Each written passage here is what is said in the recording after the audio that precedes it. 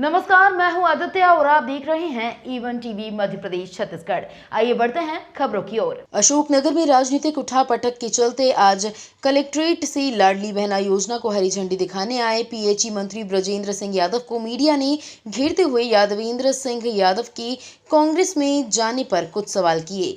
उपेक्षा पर मंत्री गाँव की भाषा में कहावत बोले, कांग्रेस में जाने पर बोले भाजपा को 1% भी अंतर नहीं पड़ेगा।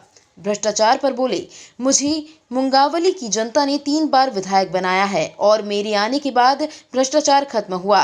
दिग्विजय के बयान पर बोले, गीदड़ भभकी देने वालों से ना डरे हैं और ना ही डरेंगे, जो दिखता है वही बिकता है। वहीं दूसरी ओर हाल ही में भाजपा छोड़कर कांग्रेस में आए यादवेंद्र देशराज सिंह यादव ने मीडिया के सवालों के बड़ी बेबाकी से उत्तर दिए और ब्रजेंद्र सिंह पर पलटवार किया और बोले, मेरे पिता और वरिष्ठ कार्यकर्ताओं की उपेक्षा की जा रही थी। मुंगावली विधानसभा में भ्रष्टाचार चरम पर है। कांग्रेस में जाने के बाद मेरे दिल का बहुत बड़ा बोझ उतर गया। तो आप भी सुनिए आमना सामना। संवाददाता वीरेंद्र कुमार ओझा की रिपोर्ट। सभा से एक अच्छे नेता राव परिवार के सदस्य कांग्रेस में चले गए, इसमें इस विषय पे आपका क्या कहना है? वो ये व्यक्ति स्वयं के ऊपर निर्भर है।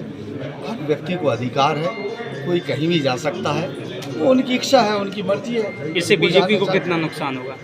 देखो एक बात बताऊं, ये तो कहने की बात है, बीजेपी को तो 1% भी नुकसान नहीं हो सकता। आज की तारीख में भारतीय जनता पार्टी इतनी बड़ी पार्टी है और उसमें इतने सारे कार्यकर्ता हैं, इससे कोई फर्क नहीं पड़ता।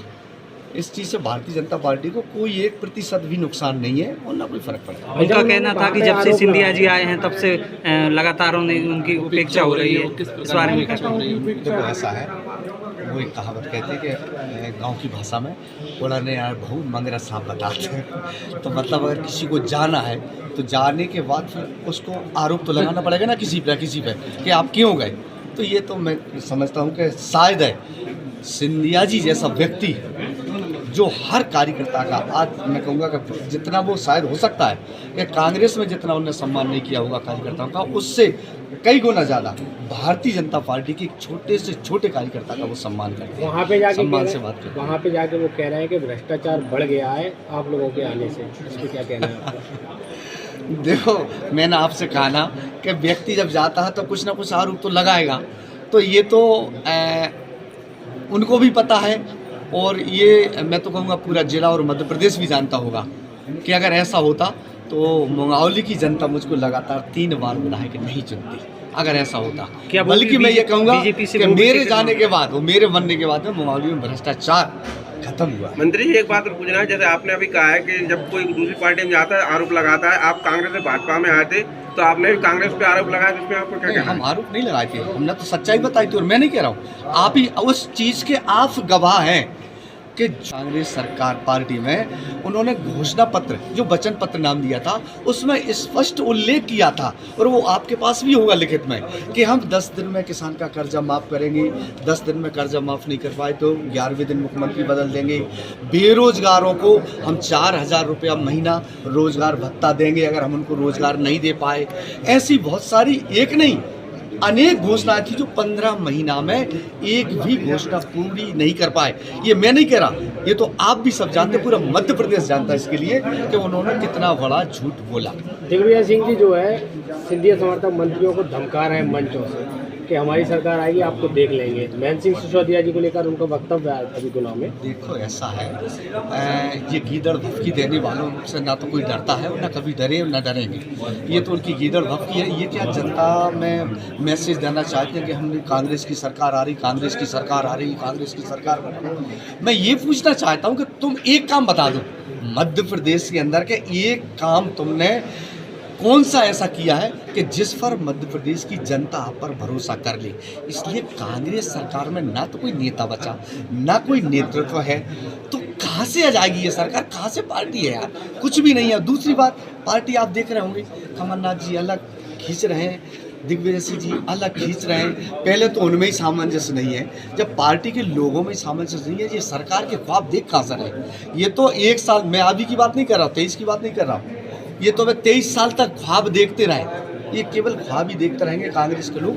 कभी सरकार नहीं बन सकती मध्य प्रदेश में। क्यों? कि भारतीय जनता पार्टी की सरकार ने कुछ किया है।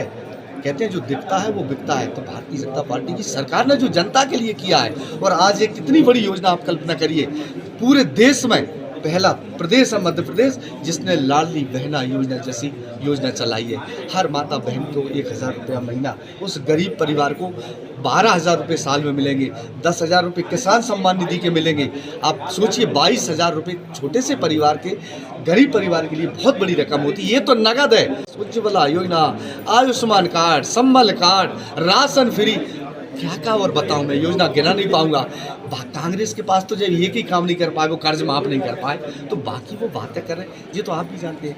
तो वहाँ तो झूठ के अलावा कुछ नहीं है, कांग्रेस में झूठ के अलावा कुछ नहीं है, और भारतीय जनता पार्टी में जो कहा जाता है वो करते हैं।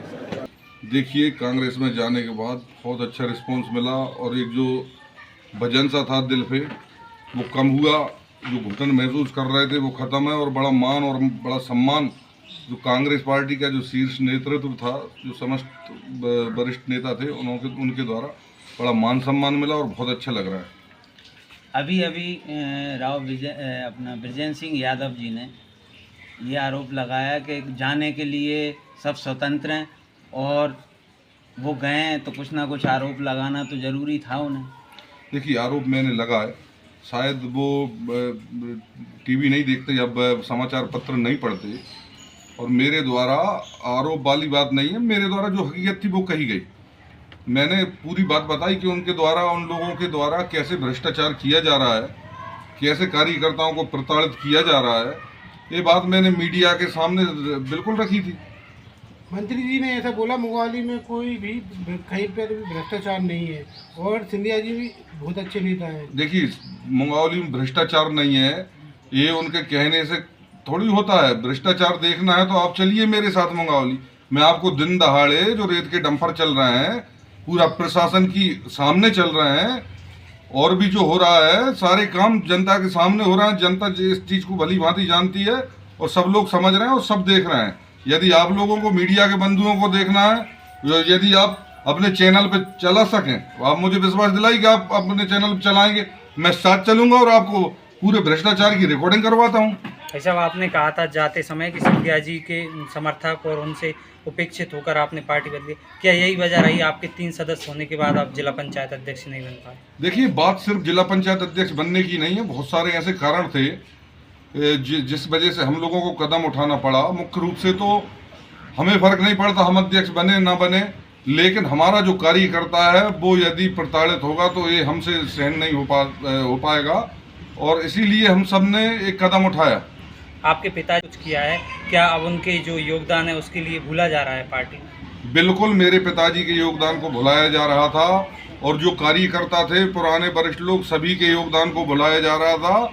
सभी भारतीय जनता पार्टी के वरिष्ठ जो कार्यकर्ता थे उन्होंने पार्टी के लिए नींव के पत्थर के रूप में कार्य किया था, परंतु मौका परस्त लोगों के द्वारा उनको लगातार अपमानित एवं प्रताड़ित किया जा रहा था, उनकी अनदेखी की जा रही थी। इसलिए हम सब ने मिलकर एक कदम उठाया, और माननीय कमलनाथ जी, माननीय दिग्विजय सिंह जी एवं कांग्रेस पार्टी की जो नीतियां थी उनसे प्रभावित होकर हमने कांग्रेस पार्टी ज्वाइन की। कुछ और मूल भाजपाई आ सकते हैं क्या? बिल्कुल, बहुत सारे मूल भाजपाई ऐसे हैं जो आने को तैयार बैठे हैं और आएंगे, और उसमें बाकी कुछ ऐसे हैं जो बेचारे किसी पदों पर हैं या जनप्रतिनिधि हैं, सरपंच हैं, या किसी के कोई कार्य हैं, तो वो थोड़ा कुछ लोग भयभीत भी हैं। उनको धमकी दी गई कि आप नहीं जाओगे फोन लगा कर, तो वो लोग भी इंतजार कर रहे हैं। वैसे अधिकतर तो लोग अभी आ जाएंगे, और जो बचे कुछ लोग रहेंगे वो आचार संहिता लगने के बाद आ जाएंगे। आगामी अभी में कुछ चीज़ें ज़्यादा उभर के आ रही हैं भाजपा के शासनकाल में, जैसे कि अवैध कॉलोनियों का मुद्दा हो या राशन माफियाओं का मुद्दा हो, इस पर आप कुछ कहना चाहेंगे? बिल्कुल, अवैध कॉलोनियाँ का भी बड़ा जोर चल रहा है हमारे अशोकनगर जिले में, और राशन माफियाओं का तो आप देख ही रहे हैं। जो गरीबों का जो राशन आता है उसको बड़े नेता मिलकर माफियाओं के साथ पूरा का पूरा डकार रहे हैं। बड़ी गंभीर समस्या, और इसको लेकर हम बहुत जल्द आंदोलन भी करने वाले हैं। इसके प्रति कांग्रेस क्या स्टेप उठाएगी? कांग्रेस इसके प्रति आंदोलन करेगी, बहुत बड़ा आंदोलन करेगी, और अब सहन नहीं करेंगे।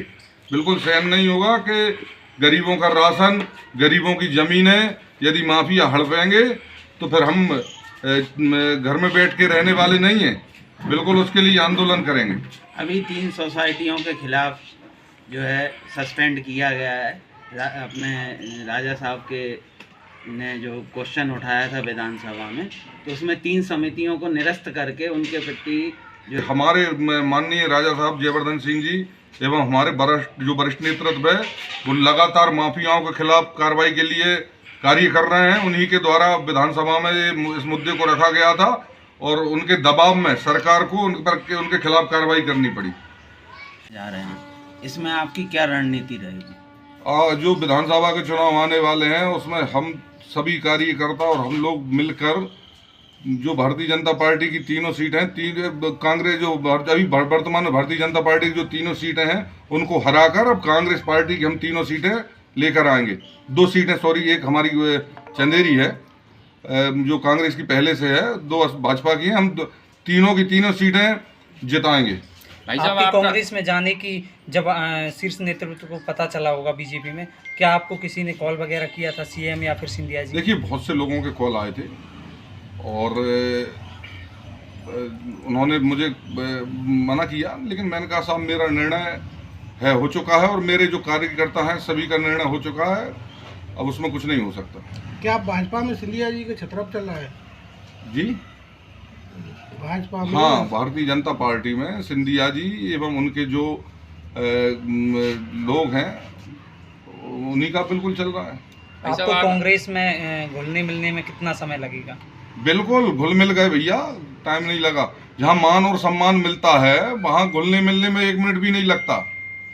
तो आगामी समय के लिए किसी बड़े नेता को आमंत्रित किया आपने अशोकनगर? बिल्कुल, आगामी समय में हम अशोकनगर जिले में हमारे जो वरिष्ठ नेता हैं उनको आमंत्रित किया है और वो जल्द से जल्द हम समय देंगे, वो हमें समय देंगे और कोई हम बड़ा कार्यक्रम बिल्कुल आयोजित करेंगे क्षेत्र में। भाई साहब, आपका कहना है कि अशोकनगर